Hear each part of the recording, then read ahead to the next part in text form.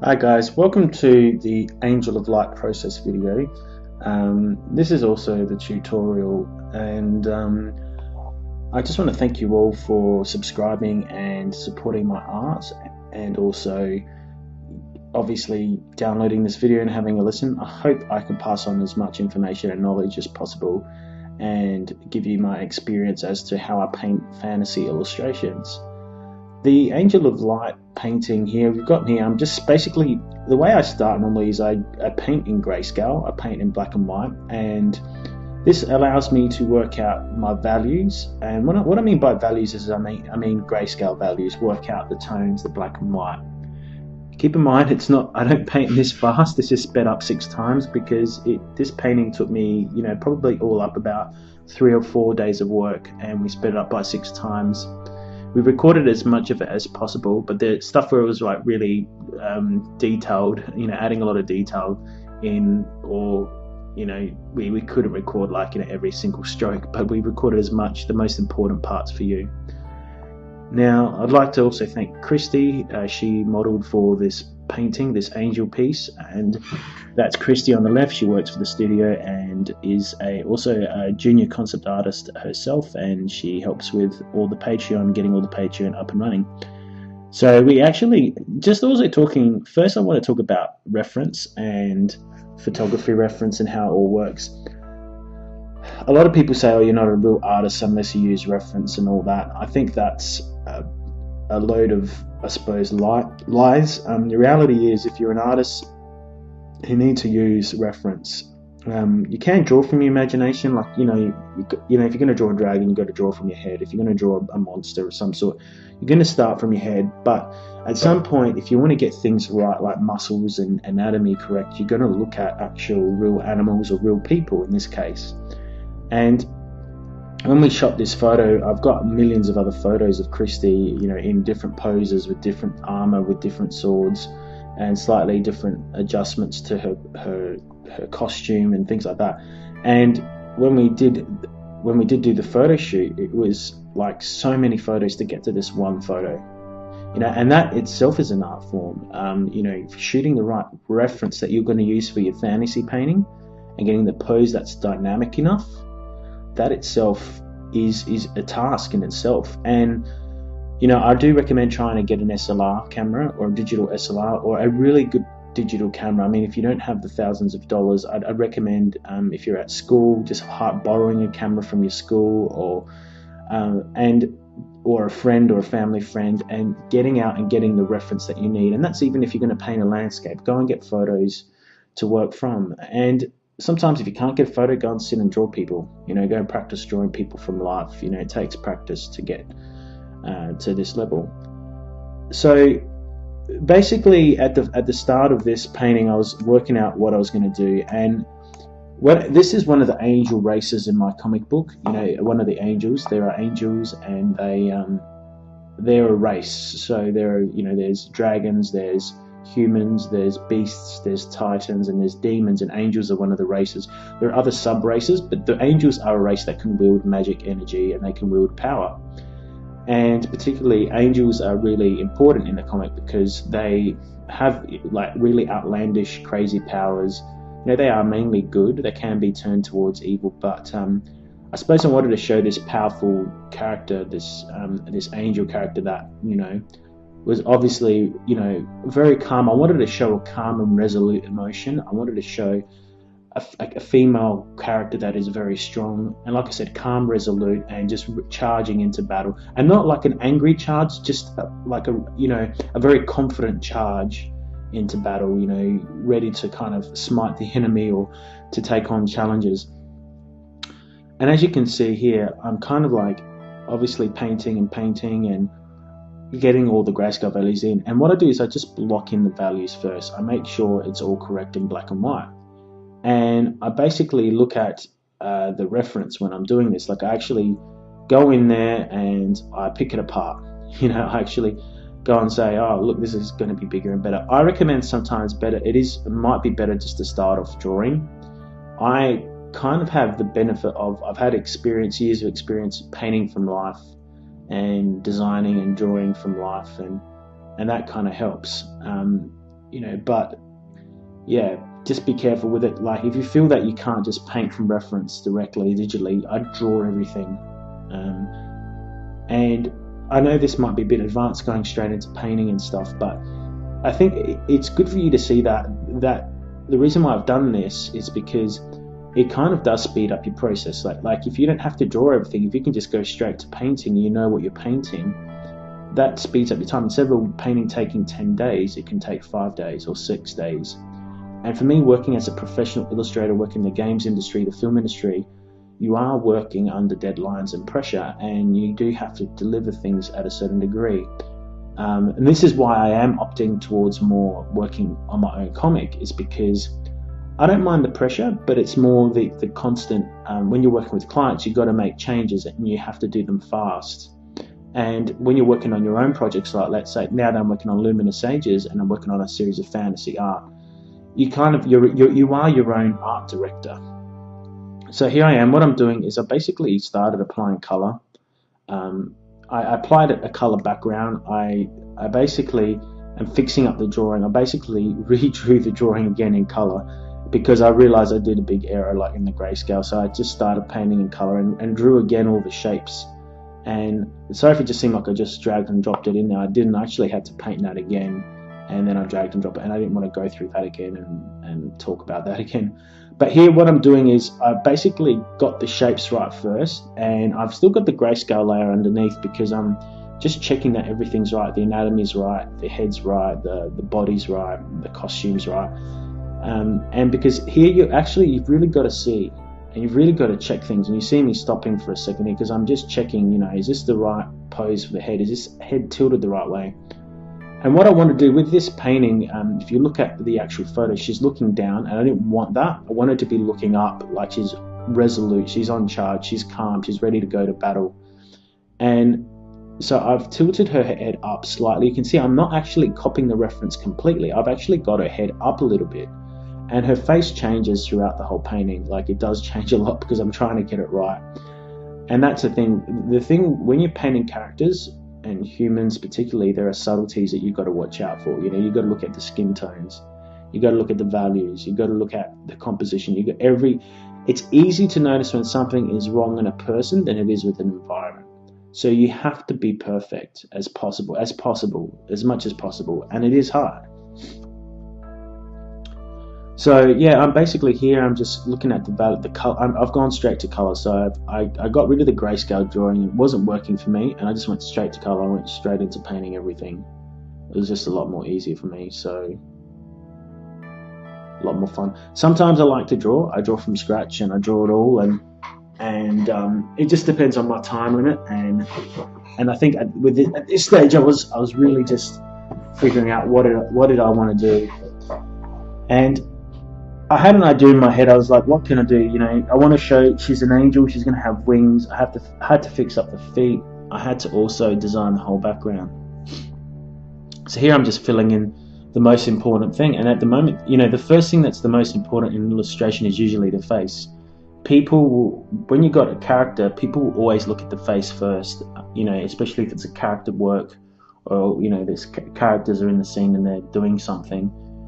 So it's really, for me, the first thing was painting the whole character first. The face, sorry. And I didn't want her to have standard eyes. I wanted to give her energy, light eyes with light energy in it, and I suppose magical energy and power and stuff like that. So it was important to get the face in, get the highlights, get that bit of light that I just painted in there. That's bounce light. So you have the light coming in from the top left, and then that would be bouncing off her clothes. The white reflects light, the white clothing that she's wearing, and that hits the side of her cheek there, by her lips and that. So, in shadow, you're still going to get a bounce or a highlight of some sort, but it's not going to be as bright as the side where the lighting is coming from.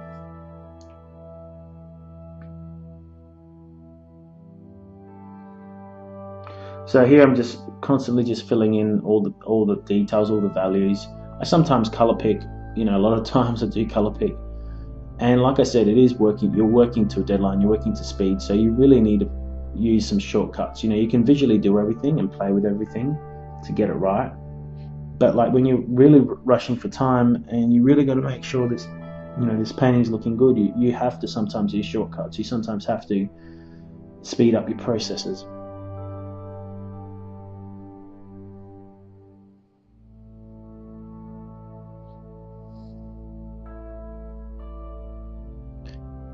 So you see, I'm just painting in the hair, and the face is still not right. It needs to be. It does need to be tilted, or it does need to have a different cheekbone, or I mean, it's not horribly bad, but the eyes are all over the shop at the moment. One's down, one's up. The final painting, the eyes are pretty symmetrical and they're working.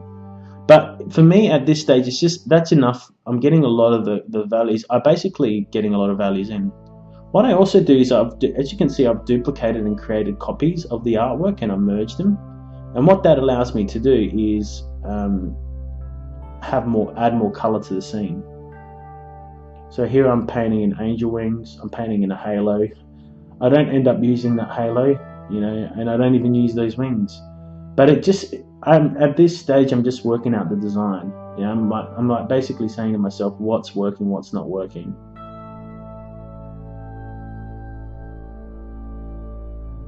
As you can see, it's a lot of work.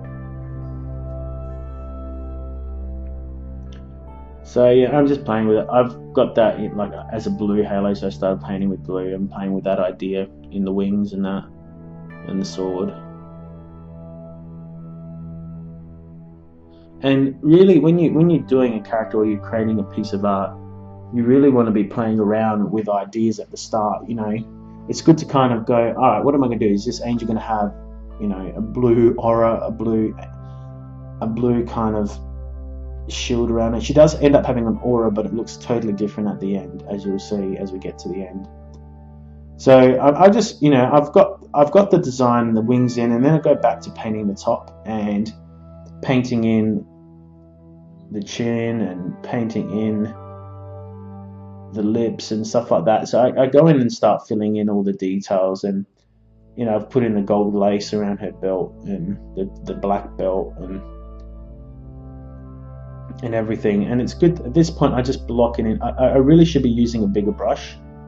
So, I recommend always using a bigger brush. But I think with characters, I try to be a bit more sensitive, and I try and use smaller brush strokes or smaller shapes, figure them out, especially because I've got the reference already here.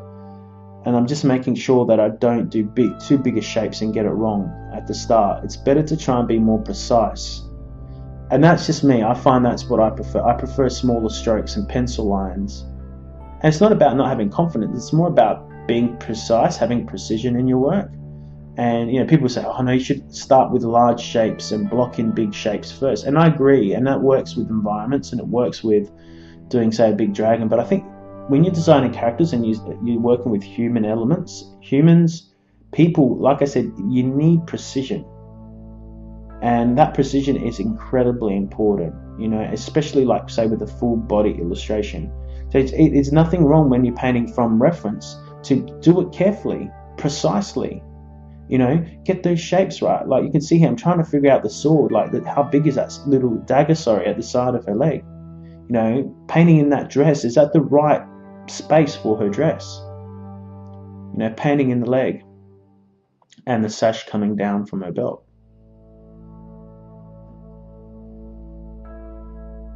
And this is the hardest bit, is drawing the people. Not just for me, because I mainly focus on environments and characters, or monsters and environments, but it is the most important part. The focus is this angel, this human-like character, or the angel.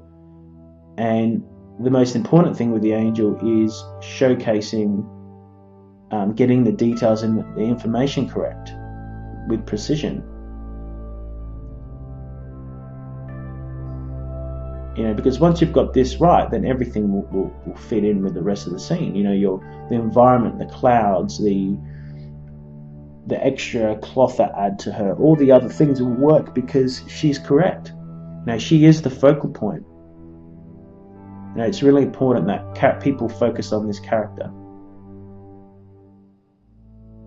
I started doing a symbol on the shield, but I realized I I started this design, this illustration. It's not just for Luminous Ages. It is definitely a Luminous Ages character. But when I've been designing my characters and my comic, I've been also thinking about clients who I really love and I really want to work with. And one of them is like Magic the Gathering and Dungeons and Dragons. So when designing my characters, I'm working in that aesthetic. I'm trying to hit that goal. I'm not copying their style. I'm not copying their aesthetic, but I'm trying to do it my own way. But I'm thinking of them. And I'm thinking the design choices I make and the painting, the way I paint, it's all painterly. I'm trying to, fit in with those artists and with that studio. Because ultimately that's my goal. One of my goals, I have worked for studios like Disney and Wolf Creek Productions and a lot of game companies internationally. But my dream client is Magic the Gathering or Dungeons and Dragons. And the goal for me is to get in with them. So, I'm focused. That's why I'm focusing more on fantasy art, fairy tale art, and just things that are going to benefit me towards my goal. And even when I'm designing this, I'm really thinking about the shield. Like that shield has got a religious symbol on it right now. It's the ancient symbol of Christ, but I got to remove that because when you work for Magic the Gathering, you cannot have any religious symbols on your armor or your swords or your shields or on the cloaks. And so this is one thing you have to remember when you're working with studios. You need to. It's not about not being censored or anything like that. But when you're working with studios, you have to design based on their form language. Okay, you have to design your art based on what's their style guide. And I even, to the point, I showed this artwork to someone who is affiliated with Magic the Gathering and works for them. And when this person saw it, they said, "Yeah, this is a Magic the Gathering piece. You've hit the style of what we're looking for."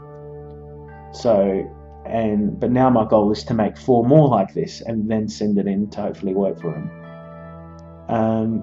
But I'm not compromising my story, and I'm going to make sure the dragons I do are still for my comic, the characters I do are still for my comic, the monsters, the scenes, the illustrations, the finished illustrations that I make are still for my comic.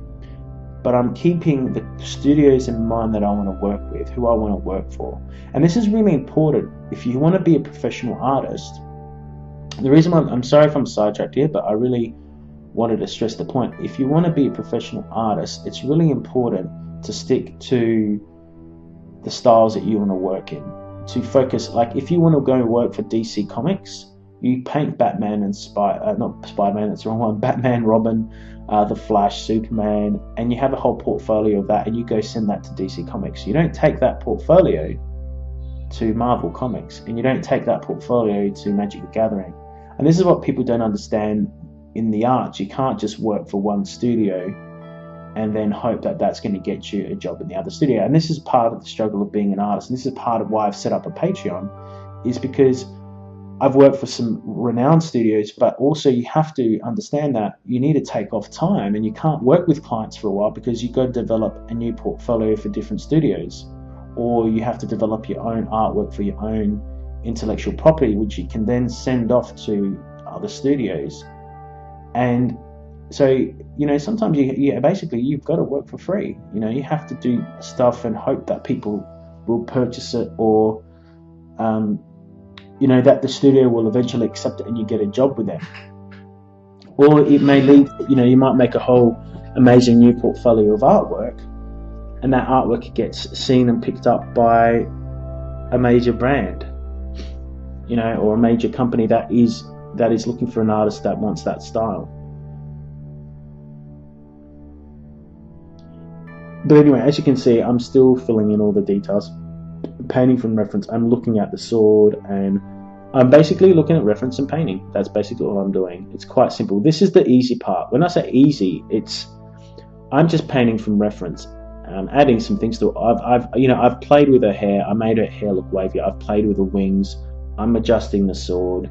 I'm doing some silly stuff. I'm changing it all. But this is the easy part because I'm just painting from reference. The imagination hasn't started to work yet. Okay? I'm just basically filling in the gaps. I'm just adding in the structure of the character of my model, which is Christy.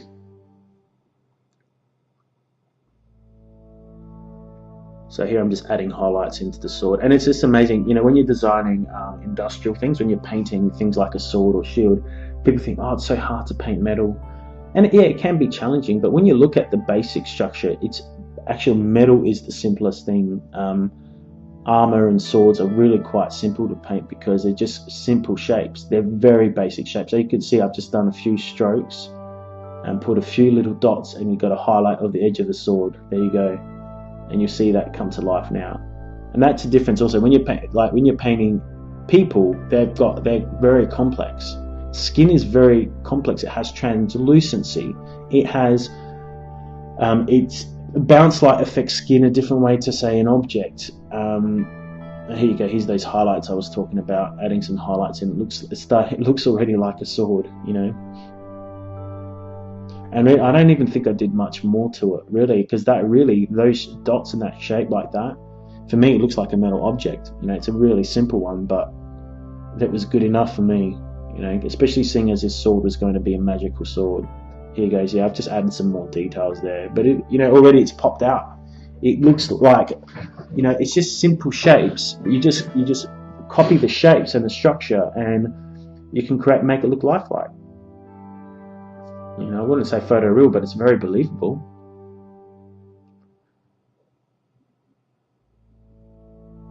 So yeah, this was a lot of fun making this. It was a challenge at times to get things right, but it was a lot of fun because there was a lot of creative license. You know, as long as I painted the reference of Christy correct, and once I got there, everything else was the fun part. You know, I could add in whatever I wanted in the background. I changed her a little bit, you know, her hair. I put some really cool magical auras around her, and I changed my mind a fair bit, and I think that's good. I think that does slow me down sometimes, because sometimes I change things at the end, but that's just because I am, I suppose, not a perfectionist, but I'm the type of person that likes to be creative and come up with ideas as I go. You can lock yourself in with the design straight away and then just finish off the render, and that's how some people work, and that's how it gets done faster. But me, I like to even experiment and go, hey, what if this wing looked like this at the end? What if the halo looked like this? Or what if the castles and the clouds look like this instead? And that does slow me down, but that does also make my work better. You know, well, that's what I feel makes it better. You know, if I just settled for the first design or the first version of my painting, it'll be good, but if I spend another day or two, it'll be better, and I change some things and I maybe play around with the design a bit, it will be better. And I think that goes for anything in design. You got to work harder, as Arnold Schwarzenegger says. You got to work harder, you got to push. And I think that's part of, like, I think if you're going to be an illustrator or a concept artist, you know, working in publishing your stuff or working, it does take time to get good. And a lot of people kind of think, oh, I just want to be an artist on my own terms and just get there when I can. And yeah, sure you can. I mean, but it could take you ages to get there. You know, I kind of said to when I first got into industry, I was 28, and I hope that by 28 I was doing graphic design and I was doing some painting, and I always wanted to work in games as a 3D artist or a graphic designer in video games. And I was 28 and I was like miserable because I hadn't gotten there, and I was like, why am I not getting there? It's because I didn't sit down and do the work. And then from 28 to the age of 31, 32, I knuckled down for 4 years. I had a job, you know, I did have a job teaching art, and this is why I'm still teaching now, but I was teaching art, but then I said to myself, I'm going to knuckle down and do some amazing art. I'm going to sit down and I'm going to get better. I'm going to push myself to get better. I want to make a portfolio that's going to start to get me work or get me noticed. And I did do it. In 4 years, I did it. By the time I was 31, started getting freelance work, and I've been doing freelance since about 2010, roughly. You know, so I did get my first job in 2010 when I was still kind of practicing. But yeah, I suppose I made it. The last 4 years I've been full time.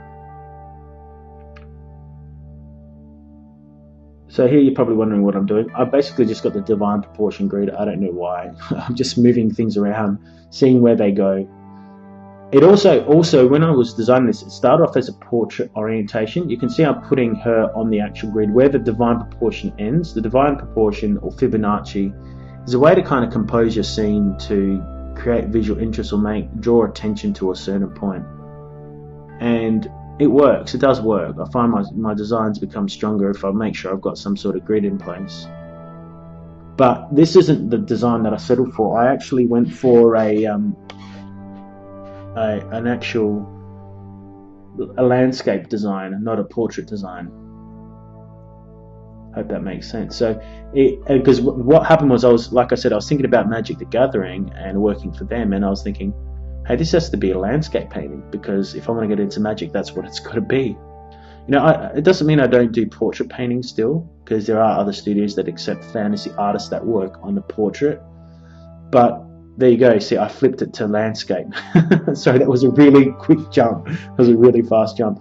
So all I did is I grabbed the same painting as before and I went landscape. And here I'm just grabbing references and stuff. So I'm grabbing clouds and all that sort of stuff. This is the fun part.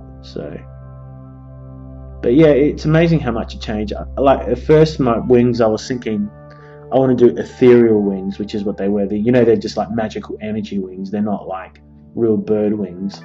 But for me, I think that was a cop-out. I know it sounds really funny, but it's just like, oh, that's so easy to make magic effects. You know, what would be hard is to actually paint real bird feathers. You know, that is a challenge. And so I set myself a higher challenge. But that's all part of it, you know, like if you're not challenged, what's the point, you know? So it's all good. But here I'm just painting all the clouds. I actually pulled this photo on the left over here. Is actually a photo that I took in my backyard. You know, at the same time of day that I took the photo with Christy, I went out in the backyard and took photos of clouds. And that way I had my cloud lighting, my background lighting was matching the lighting that I had for the model. And that made my life easier, you know. I mean, I play. But basically, you start off with reference. Like the way I paint is I start off with reference. And you can see I'm not actually painting a real cloud that's there in the scene. I'm actually just looking at the cloud. I'm looking at the values of the cloud, the colors of the clouds, and I'm basing my design upon what I see, the lighting that's used in those clouds. But it was lots of fun.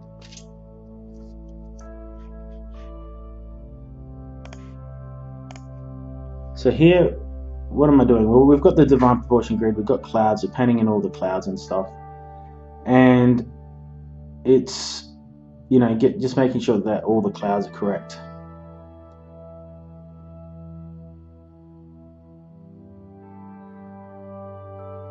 So I'm going through and, you know, I suppose just painting in the highlights of the clouds and putting in the lighting, and it's just a rough idea. I really didn't like the shape at the moment.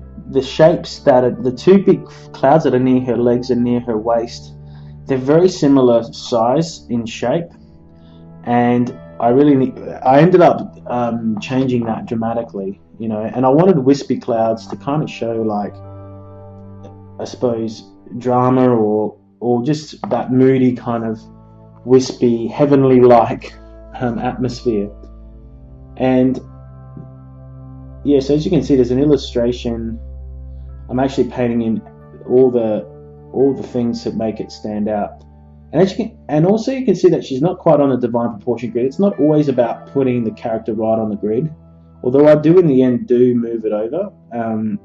You know, you don't have to be perfectly aligned to a grid. You know, it's just about what looks good, you know, what looks more dynamic, what makes the image pop, and that sort of stuff.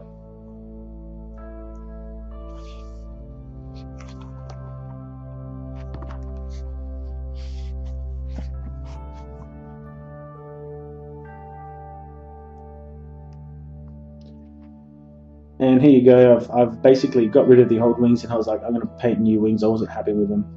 I actually was playing around with the wing design for a fair while, and I was like playing with this, and I was like, oh, will this work? And it still wasn't working. And it got to the point where I said to myself, I need actual real structural wings. I need to start to look at bird wings. And the one bird that I actually thought of was swans. I first went to eagles. I'm thinking, oh, eagles would make great wings, and they do. They have beautiful wings, but they weren't the wings that I was looking for. Not the droids that I was looking for, so to speak. And so this is where it's important. Use reference. You can use reference, but also find the right reference. Like go and get swan wings, or like look at, if you're going to use wings, say for a dragon, it might be that you have to get bat wings. If you're going to get wings for an angel, maybe the swan wings are the best wings. So here I'm just further painting the character. As you can see, there's a lot of work trying to get this right. So I don't know what's going on there. I had to change the face quite a bit to get it right.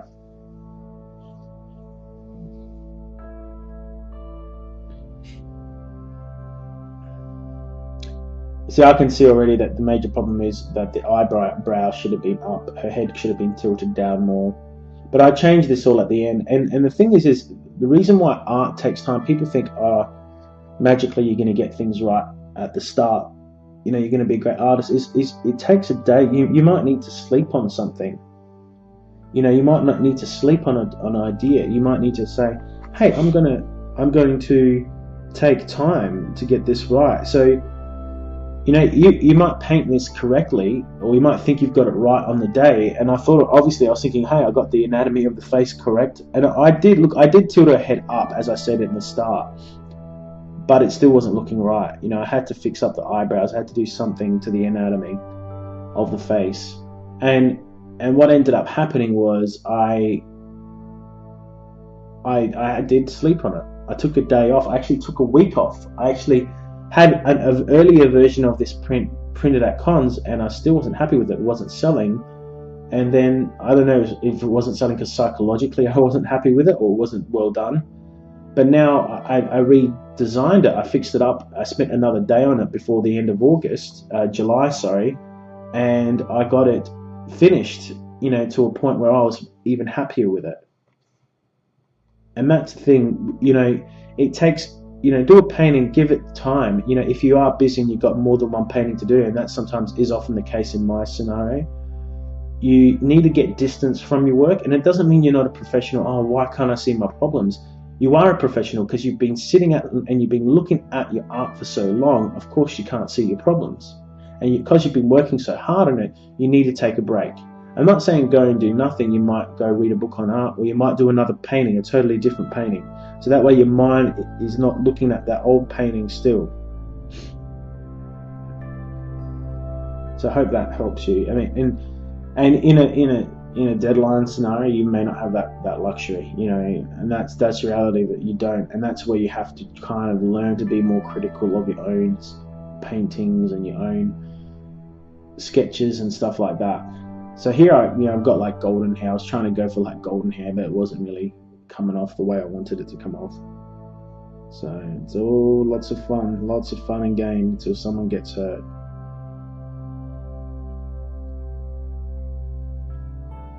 Yeah, so I just kept on going, I added in more hair, all that sort of stuff.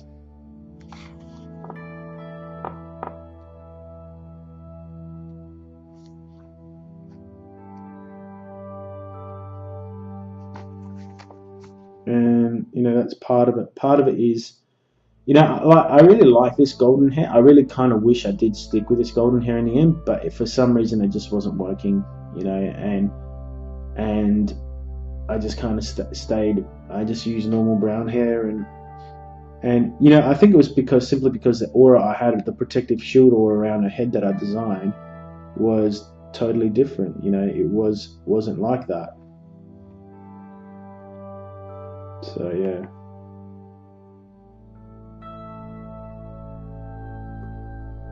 Yeah, as you can see, it takes a while to get a face right, and I'm getting hairs right. And the frustrating thing about art can be that you may have to scrap that. You may still not be happy with something, so you have to actually scrap it. And that's just part of it all, of the whole journey of being an artist. You have to be prepared to revise your work and change it. So as you can see, I changed the shield there. I've even got like everything in layers. I've got the wings in a layer because that's going to change. That will change. I have the cloth in a layer. I started painting feathers in the scene.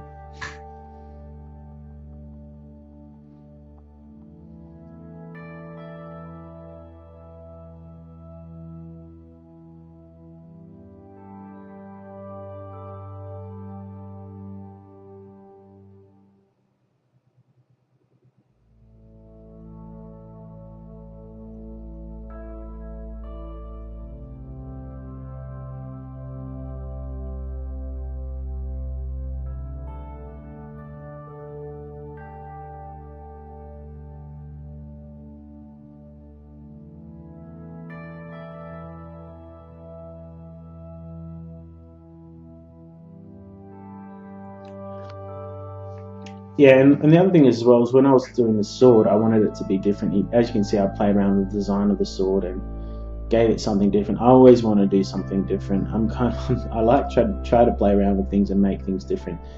I've gave it these kind of angular shapes and give it this thing, and it's really funny because looking at this now after painting everything, I like this shape better. I should have stayed with this shape, and I didn't. But that's part of it. It's part of it. Maybe it's just you do change your mind a lot when you're working on a painting, and that's just part and parcel of the whole battle. Being an artist is you do change things quite a lot.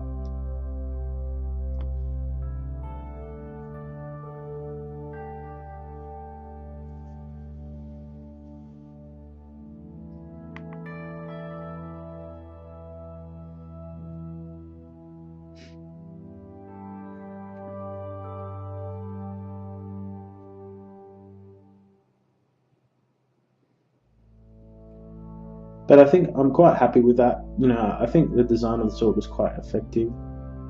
And I started, and then what I did is I placed in a photo of that tower as a base, and I pasted in a shield as well.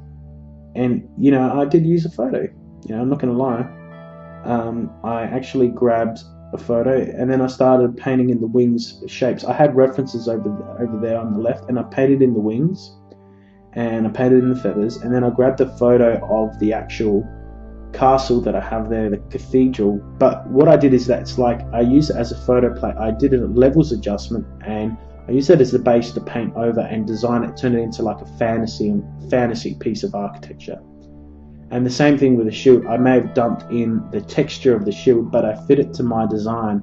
I fit it to the shape of the shield that I wanted it to be.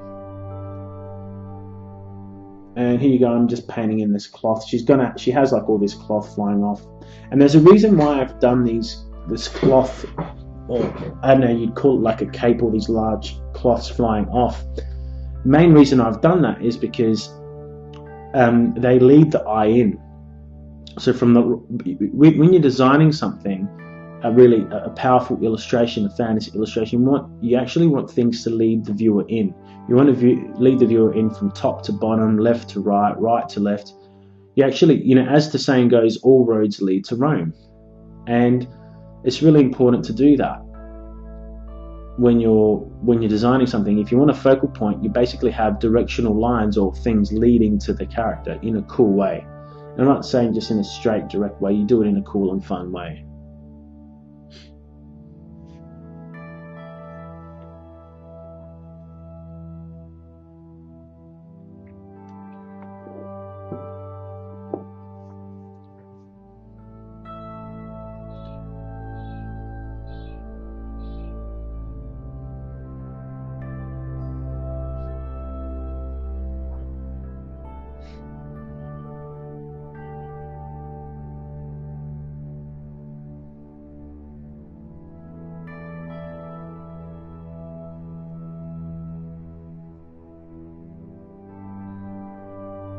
So I'm just resizing the castle as well.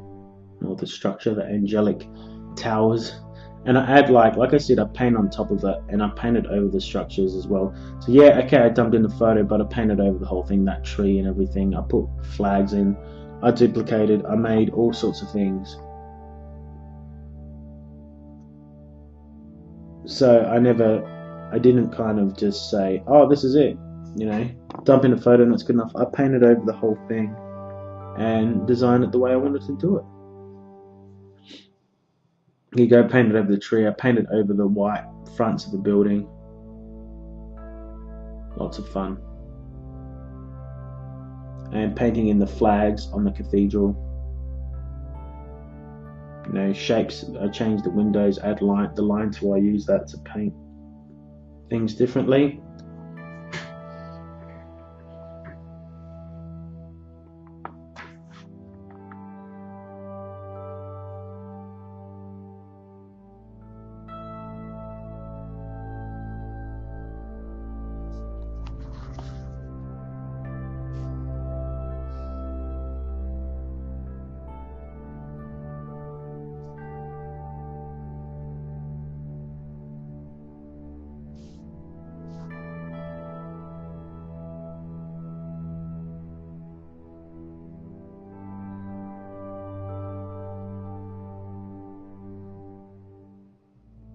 So I'm still here. I'm just basically talking and thinking about what I'm going to talk about. Sorry, should I say? So yeah, here I'm just working out the cloth, and like this is why it is important to have everything in separate layers, because this way you can change things. You can see I've got that selection up there, and I'm painting over the actual cloth. Selections are really important. So as you can see, I'm adding more shadows to the cloth, and the cloth changes again. That's just the first point of call.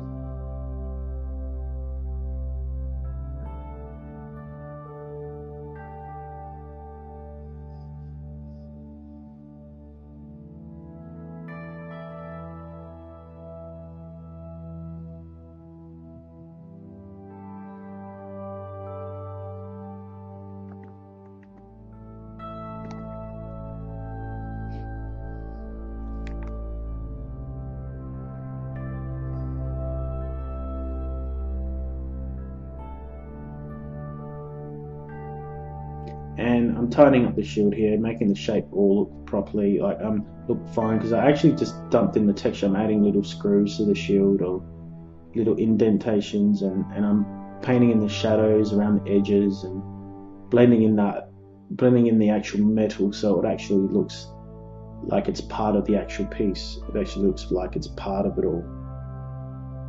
That's really important to do.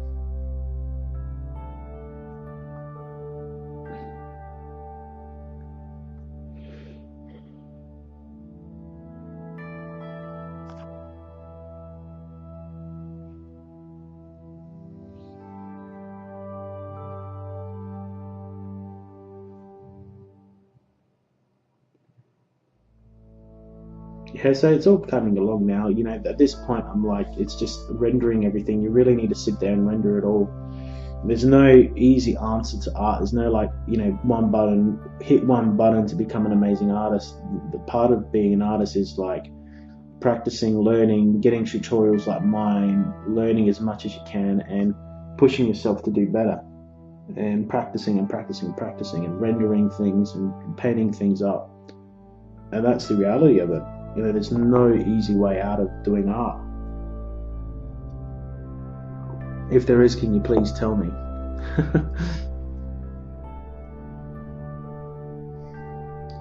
And I suppose it is, for me it's a lot of fun. I like the challenge of making something more detailed, have more information in the picture. I like, rendering up, like this whole shield, I repainted the whole thing to make it look more painterly, because I've dubbed in just the photo plate texture. I actually had to sit there and add texture to it and make it feel more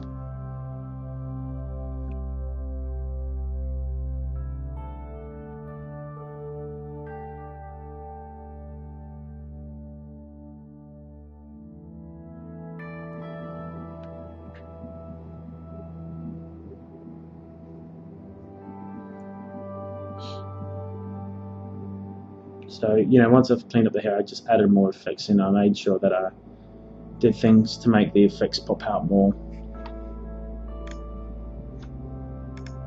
And, I think at the end of the day, it was a solid piece. I added like effects and stuff, sparkly effects on her shield and particles flying off her shield and that. And I was happy with the final result. It wasn't a bad image. I would have liked to have, approach it differently. I think maybe it did, the final thing, maybe those reds, the warms weren't good, but I think the only way I could, make the actual image pop out was have her be warm, have her have warm colors, yellows and oranges and reds in her body and in her hair, because she's a humanoid of some sort. She's going to have skin, even though she's an angelic being. And and then the background had the blues,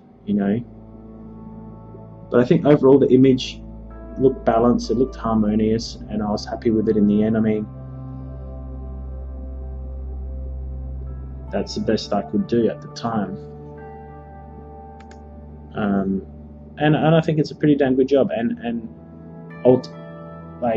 ultimately, at the end, this is probably the first piece of a whole series of work that's going to be, it's going to be getting better and better. So the next 3 or 4 paintings I make over the next 3 or 4 months, up until, say, I don't know, mid-October, we're in July now, so August, September, October, next 3 months, the work is going to, at least 3 more paintings will be dramatically strong, be stronger and better.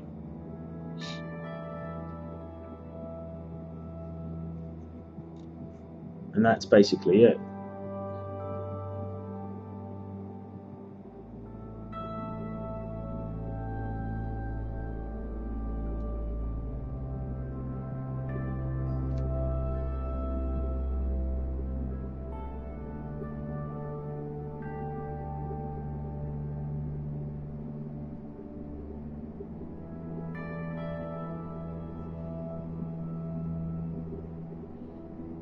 So yeah, just adding here last minute details,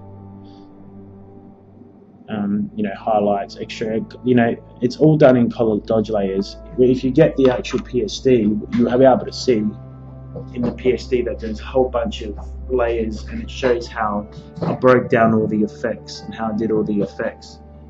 So it's really important to kind of realize that that's, you kind of have to build up layers of effects, because I wanted to create this halo ring around her and have, ghostly kind of magic flying off her aura. And in order to do that, I had to actually have about 3 or 4 layers of color dodge. Lots of fun. And I just kept on adding more and more details and more effects.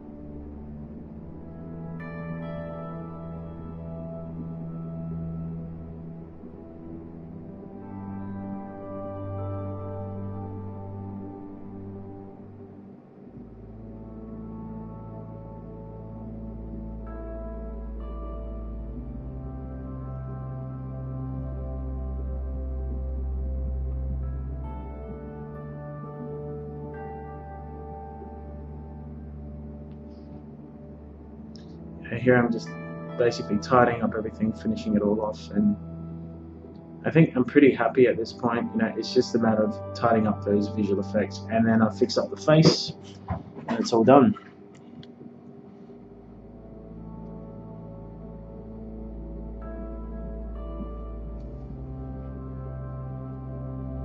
Here I'm just adding more details, highlights into the sword and the magical effects that are coming off of the sword.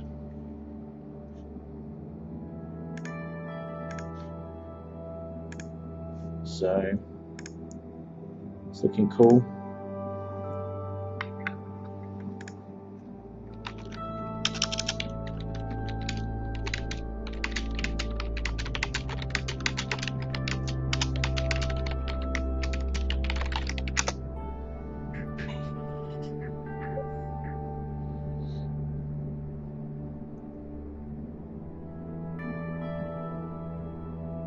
And it's just, I just went in, in the color dodge layer, I just kept adding, highlights and details and specks of magical energy and stuff like that.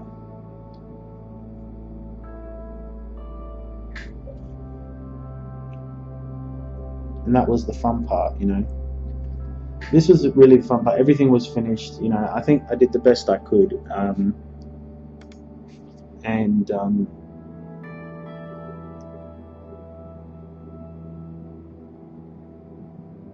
You could say like it kind of looks a bit brownish or whatever, but I don't know. I mean, it's just each to their own. It's just, art is a subjective thing, and people like some colors more than other colors, and that's just how it is. Some people don't like particular colors, and for this painting, like sometimes when you're doing illustration, it's just about, in the scenario that you're working in this story, in this piece of art, what color works best. And for me, these are the colors that work. These, these brown oranges, or these, there's a lot of brown and orange and yellow in Angel, and then the background is blue, and that's what I had to work with. I mean, otherwise I would have had to paint a totally new painting. I mean, it wasn't about making a totally new painting. I just couldn't. For me, I think this is what I wanted. The end result of what I liked and what I wanted.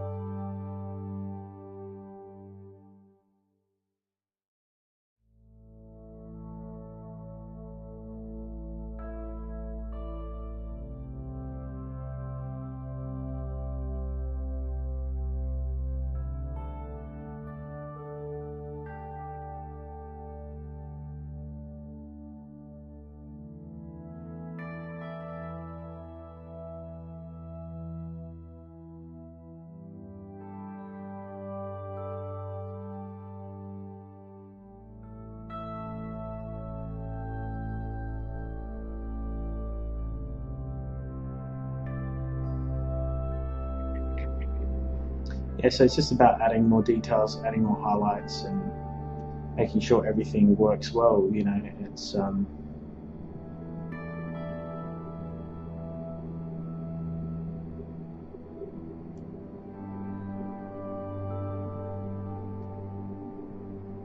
I went back into the clouds, and for me, I really wasn't happy with the clouds. I really wanted the clouds to look like that photo. I was just I found that photo and I was like, wow, I love these clouds. And I think because I started out as an environment artist in the games and the film industry, I kind of always bring that back into my characters, and that's maybe why I suppose I add a lot of details from my work.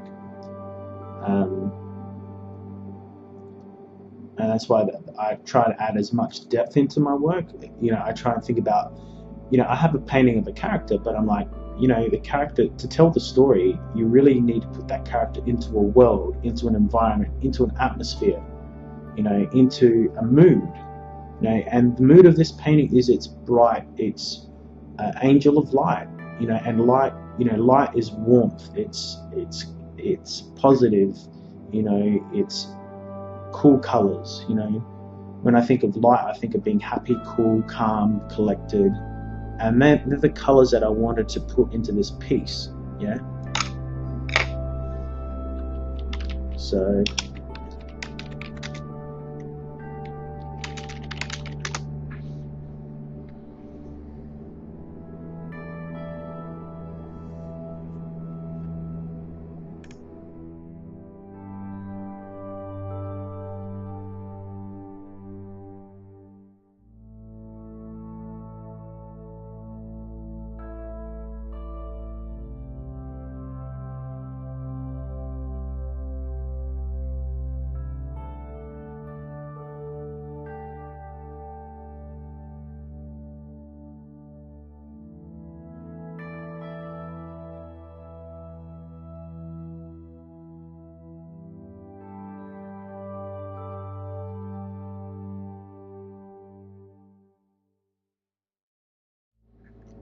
yeah, so I really want to take this opportunity to thank you all. You know, here all I'm doing is just cleaning up the illustration. It's all finished. The effects were looking good. I was really happy with it in the end. It was a big journey making this piece. It changed a lot, and it looked pretty cool. I mean, it wasn't, you know, it's, I think for me, it's probably the strongest piece I've done in terms of characters for a long time, you know, for as a fantasy art piece. For me, it's the start of the journey on making, you know, 5 or 6 pieces like this, and of this quality with different subject matter. And so, you know, if I can get to that $500 point, I'm sorry if I'm asking for more money, if I can get there every month, what that does is it allows me to create a whole list of fantasy topics that you can all vote for, and that way I know what is popular, I know what it is that you all want me to paint, and then I can paint those fantasy topics every month and add it to my portfolio and send it into Magic the Gathering or Applebot or Blizzard, you know, those big companies. And honestly, you know, that's the goal. You know, this is the first, you know, major fantasy painting that I'm doing. I'm going to do more. Obviously, there's going to be more of the comic that comes out, and just want to thank you all again. Thank you so much for all the support, all the help. Spread the word, and I hope my resources help you. If you want me to cover any topics in the tutorial DVDs, if you've watched this DVD and there's something you want me to cover, like talk about, you know, I'm happy to talk about things about the industry, or you know, the business aspects or the art aspects, the way I think, you know, on my designs. I can add that into my talk. So again, thank you. This was the final piece, and yeah, it really helped. I hope you all liked it, and yeah, so again, any recommendations, please let me know. Anything you want me to talk about in future videos. If you have questions on, you know, the tools I use, the brushes I use, how I shoot photo reference, anything, you're welcome to send me private messages on Patreon. You're also welcome to maybe leave comments, you know, on Patreon. I want to interact with everyone. I will respond, and I'll do my best to get to you all, you know, the day or the next day. And other than that, thank you again, and I suppose I'll speak with you, or you'll hear my voice on the next video. Thank you so much.